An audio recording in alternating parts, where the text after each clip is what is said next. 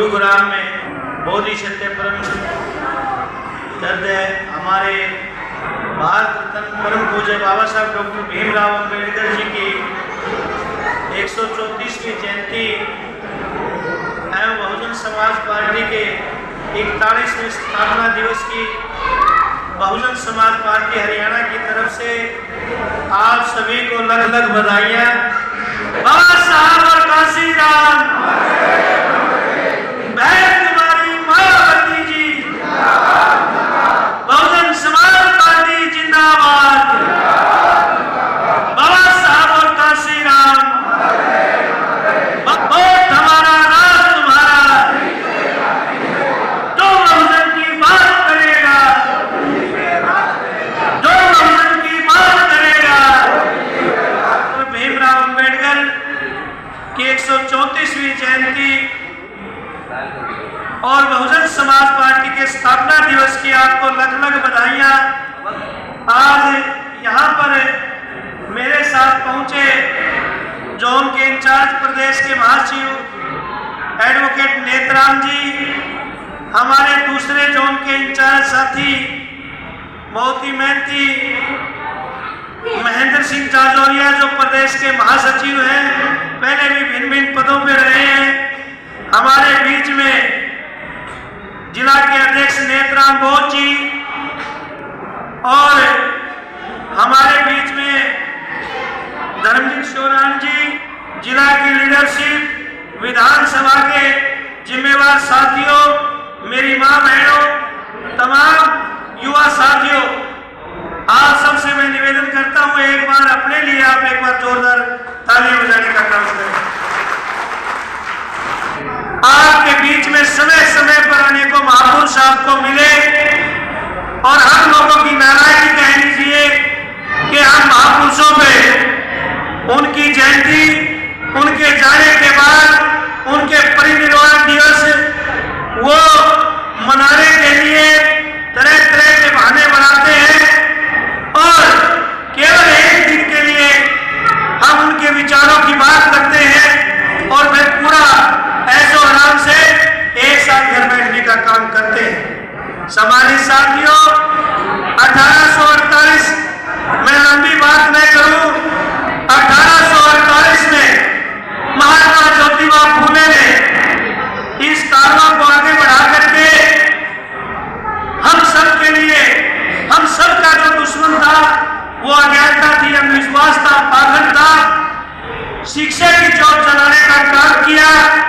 और उसके बाद महात्मा ज्योतिबा फूले ने इस बात को बखूबी महसूस किया कि इस समाज का सबसे बड़ा कोई दुश्मन है वो अज्ञानता है, और अपने लोगों से अपील की कि आप इस अज्ञानता रूपी दुश्मन को तब तक पीटो जब तक ये आपके जीवन से भाग न जाए। जिम्मेवार साथियों, ये कारवां उन्होंने चलाया। उसके बाद 1892 के अंदर छत्रपति साहू महाराज आए, जो पूर्वी समाज के, बैकवर्ड समाज के नेता थे, वो एक छोटी सी रियासत के राजा थे। उन्होंने अपने उस राज में हमें भागीदारी और रिजर्वेशन देने का काम किया और इस बात का एहसास कराया कि जिसकी जितनी संख्या भारी उसकी उतनी हिस्सेदारी। तो छत्रपति साहू जी महाराज और फूले साहब, ये दोनों बैकवर्ड समाज के हमारे बीच में ऐसे मसीहा थे जिन्होंने इतना गुलामी या इतनी पीड़ा कभी नहीं सही थी। महात्मा फूले भी अच्छे परिवार से थे और साहू जी महाराज एक राजा थे, चाहे छोटी रियासत के थे, लेकिन उन्होंने आप लोगों की बात को आगे बढ़ाने के लिए, तथागत गौतम बुद्ध के कारवां को आगे बढ़ाने के लिए अपना पूरा जीवन इस बहुजन समाज के लिए लगा कर ले गए।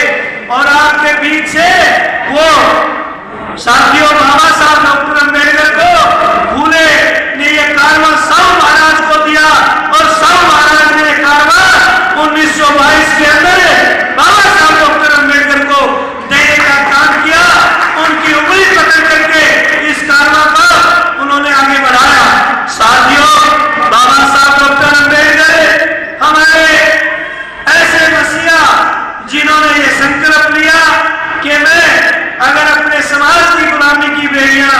नहीं काट पाया तो अपने आप को गोली से मारने का काम करूंगा, यानी कि अपने आप को शूट कर लूंगा।